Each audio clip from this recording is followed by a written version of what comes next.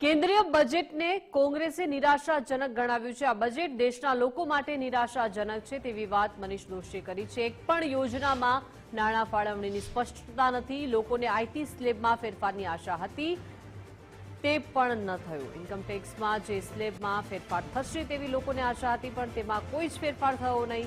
10 વર્ષમાં 67% પ્રોજેક્ટ હજુ પૂરા નથી થયા। જવાનો અને કિસાનો બંનેને નિરાશા જ મળી હોવાની વાત મનીષ દોશીએ કહી।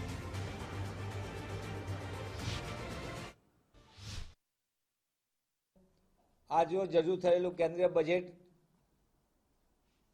90 मिनिटनी भाषणमां एक पण योजना माटे केटला नाणां फाळवणी करवामां आवी छे, योजनाओनी कई रीतनी आगळ વધારો થશે, ઘટાડો થશે, એ કોઈ સ્પષ્ટ રૂપરેખા વિનાનું આ બજેટ દેશના 140 કરોડ નાગરિકોને નિરાશા આપનારું છે। આ બજેટમાં 90 મિનિટની અંદર જે એમને વાર્તા કરી છે, એ વાર્તાની અંદર અગાઉની યોજનાનું પણ એક સ્પષ્ટતા સાથેનો કોઈ ઉલ્લેખ નથી।